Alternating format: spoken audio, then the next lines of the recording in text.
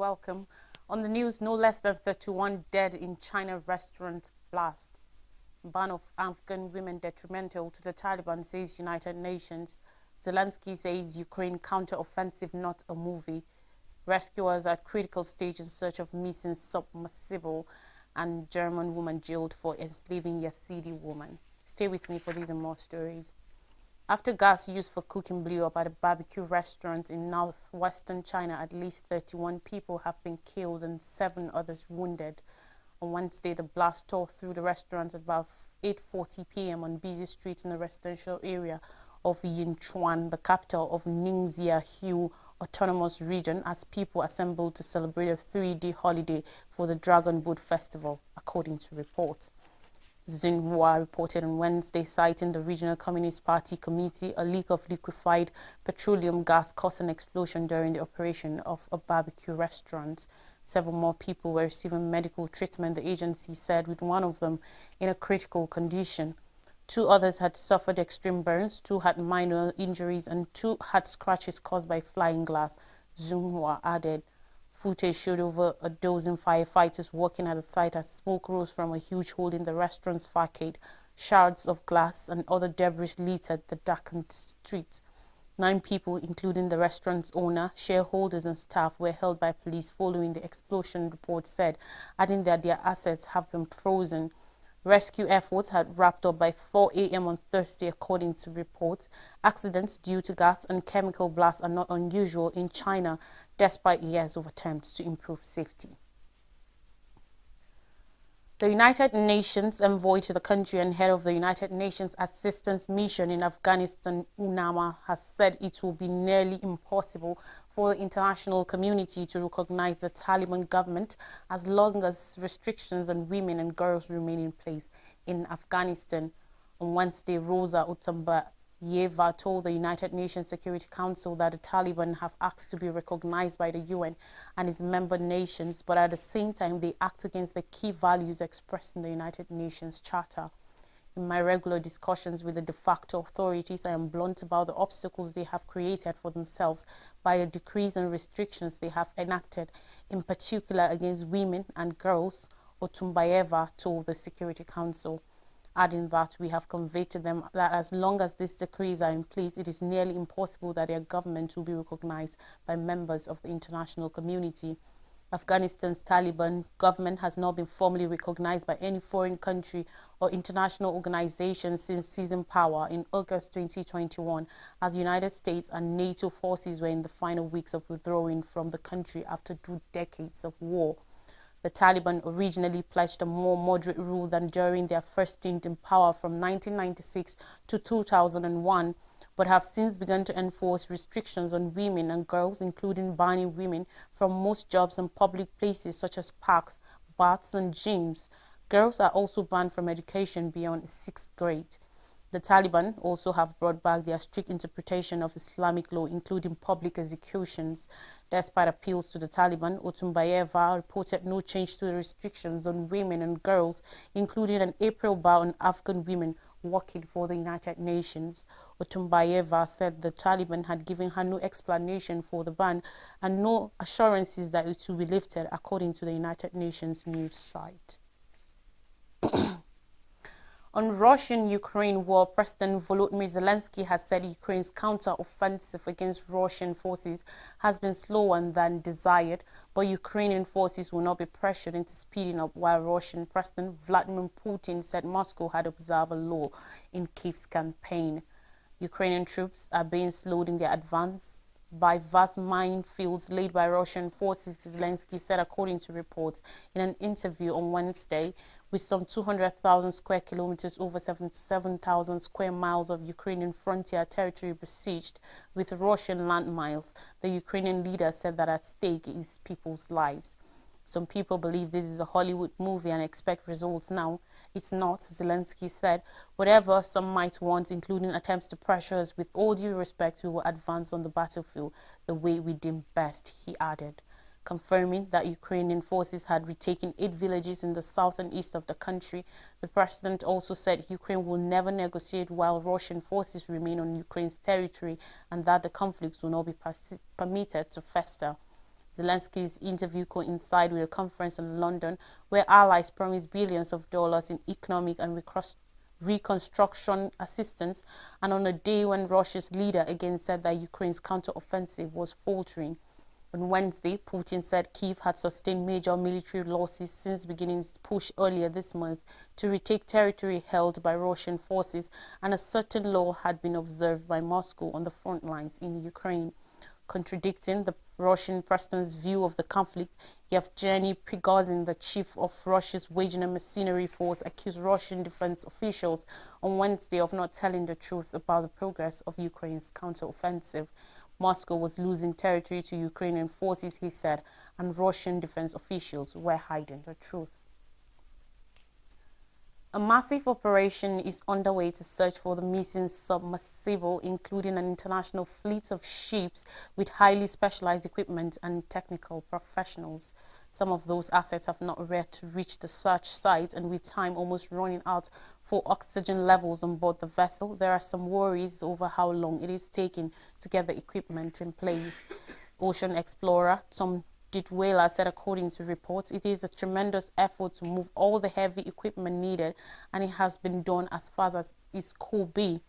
It is all very large, very heavy. It had to be flown up in cargo airplanes, said Ditwela, an ocean operations and engineering consultant who led an expedition that discovered the Titanic wreckage in 1985. Then it has got to be carried to the ship. This massive machinery has to be lifted on board, secured to the deck so it doesn't shift when the ship is rolling at sea.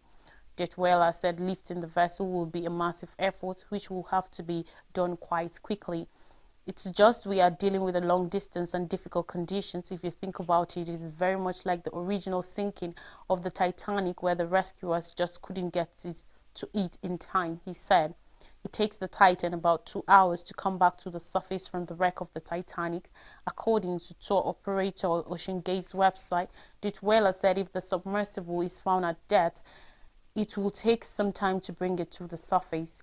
Marine authorities are running against the clock to get resources in place to find and recover the Titan submersible, which lost contact with its mothership during a dive to the wreck of the Titanic deep below the North Atlantic on Sunday. Life support on the missing sub is anticipated to decline soon for the 5 people on board and about 96 hours after its deployment. Still on the news, a German woman who joined the Islamic State IC group has been imprisoned for 9 years for crimes including keeping a Yazidi woman as a slave. The defendant was also found guilty of crimes against humanity and membership of a foreign terrorist organization.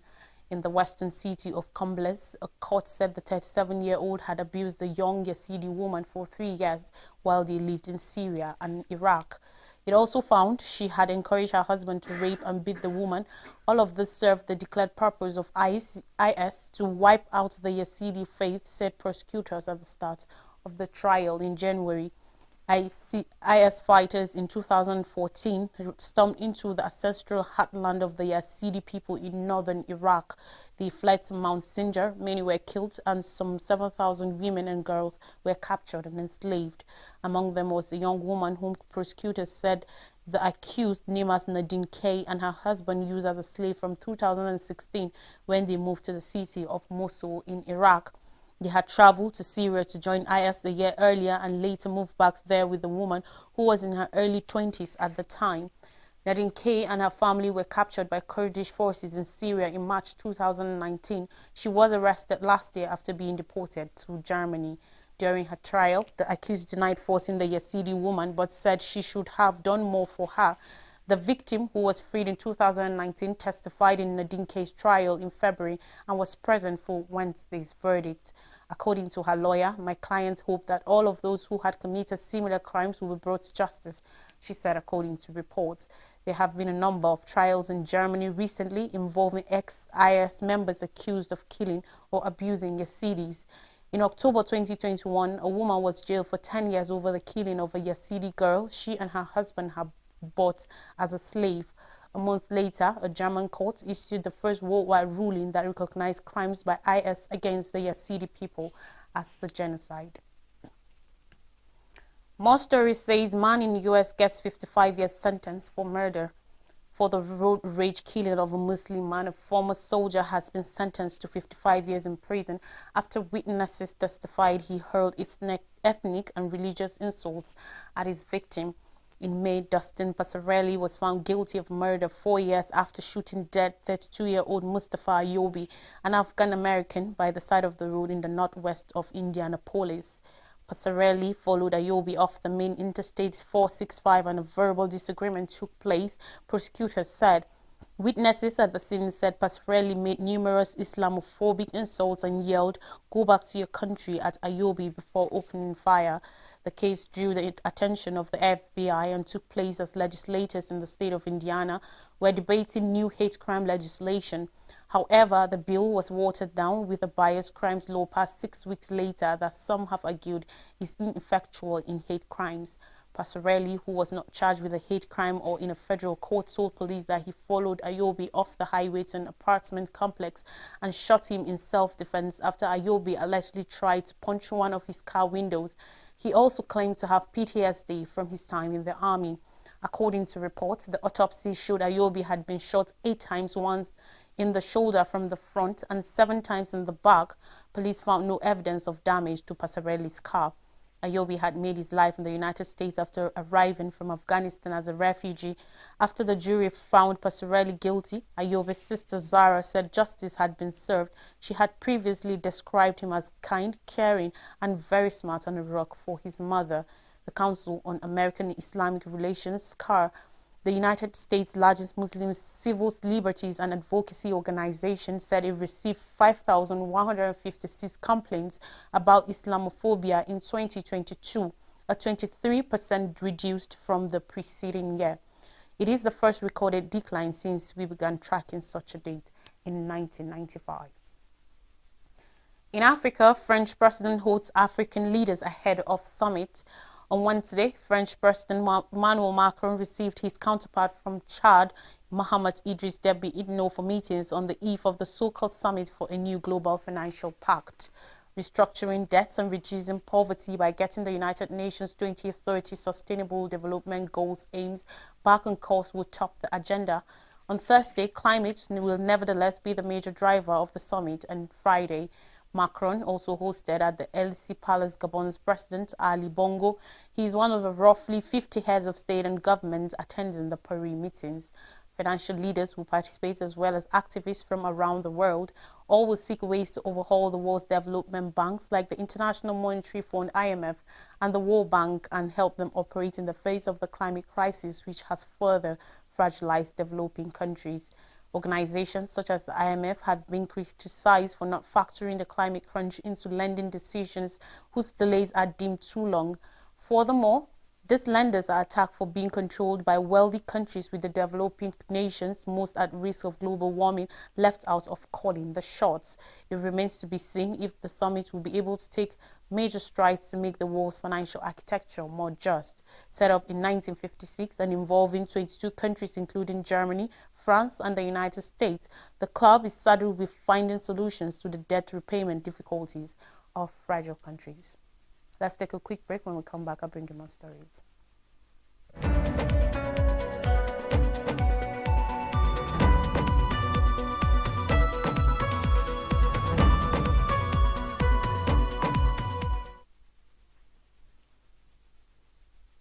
You're welcome back here on More Stories. Federal government approves 114% salary increase for elected politicians. Mohammed Shehu, chairman of the Revenue Mobilization, Allocation and Fiscal Commission, RMAFC, has said the salaries of politicians, judicial and public office holders will be added by 114%. According to reports, Shehu spoke on Tuesday while presenting the reports of the remuneration package to Kebbi State Governor Nasir Idris. But the development drew the anger of civil society organizations, CSOs, law lecturer and Senator Shehu Zani, who argued that the ordinary worker whose take-home pay was nothing to write home about was the one that deserved such wage increments and not politicians. The RMAFC chairman, who was represented by a federal commissioner in the commission, Rekia Tanko Ayuba, said the implementation of the remuneration packages was effective from January 1st, 2023. He said the move was in accordance with the provision of paragraph 32, subsection D of Part 1 of the third schedule of the 1999 Constitution of the Federal Government as amended. He advised the Houses of Assembly in the state to move immediately on the amendment of significant laws to pave way for upward review of income packages for political, judicial, and public officers. He said the newest remuneration review was conducted in 2007, adding that it culminated in the Certain Political, Public, and Judicial Office Holders' Salaries and Allowance Amendment Act 2008. Spokesman of the Commission, Mr. Chris Chukwu, however, dismissed his boss's claim that 114% salary increase had been effected for the President and other public office holders. Reacting to the development yesterday, civil society organizations stated strong opposition to it. They raised concerns over the country's economic stability and social inequality, with the proposed salary surge potentially exacerbating existing issues. Awal Mustafa Rafsanjani, the executive director of the Civil Society Legislative Advocacy Center, CISCLAC, and head of Transparency International Nigeria, described the increase as unjustifiable according to reports. On insecurity in attack on Plateau communities, 20 fell dead. More than 20 persons have been killed in fresh attacks on Boy and Chisu in Mangu local government area of Plateau State. It was gathered that the incident occurred late night on Tuesday after residents had gone to bed. The attackers stormed the communities and set houses on fire. The Kokin RCC church in Boy, which is along the Mangu-Bokos Road, was also burnt to ashes, along with houses, vehicles, and tricycles. People in Chisu community heard sporadic gunshots and ran to the residence of their community leader. Unfortunately, the house was set ablaze and 11 burnt bodies have been picked up this morning, while the search is still ongoing, according to eyewitnesses. Marcus Artu, the interim management committee chairman of Mangu local government area, confirmed the incident via a telephone but had no details yet. The member representing Mangu South constituency in the State House of Assembly, Bala Fuagje, also confirmed the incident. He said, and I quote, around 11 p.m., we had a call that herdsmen came into Chisu and Boy. This morning, we heard about 20 people were killed, houses destroyed, properties burnt, without giving further details. Despite the 24-hour curfew that was imposed in the local government on Monday by the interim management committee chairman, the unrepentant herders stormed the two communities to carry out their attacks. The State Police Command did not confirm the incident, as the spokesman, DSP Alfred Alabo, did not answer calls to his telephone at the time of the report. Yesterday, Governor Caleb Mutfwang reiterated his commitment to ending insecurity in the state, swearing in 4 new permanent secretaries into the state civil service at the Government House Jos. He said steps had been taken and measures put in place to arrest the situation. The governor said that he also had some interactions with President Bola Tinubu, who assured him of assisting with the necessary support to find lasting solutions to insecurity in Plateau. He said he will also deliberate with the newly appointed security chiefs as part of the efforts towards tackling the challenge. The governor explained that in furtherance of his commitment to quickly address the issue of insecurity, he had appointed a special advisor on security matters, Brigadier General Gachi Shipi, retired, based on his professional competence and passion for Plateau. He said that Shipi was sworn in with the new permanent secretaries to enable him immediately swing into action of organizing the state security assets and deploying them to address the problem. And finally, on the news, DMO warns federal government against more borrowing. The Debt Management Office, DMO, has cautioned the federal government against additional borrowing, saying 73.5% of revenue generated this year will be used to service debt. The projected FGN debt service to revenue ratio of 73.5% for 2023 is high and cannot support higher levels of borrowing, and is also a threat to debt sustainability, according to the DMO. Consequently, the DMO advised the federal government to aim on adding revenue generation, emphasizing that attaining a sustainable debt service to revenue ratio will need increasing federal government revenue from 10.49 trillion naira projected in 2023 budget to about 15.5 trillion naira. He gave this warning as part of recommendations to the federal government following analysis of the nation's debt profile in 2022.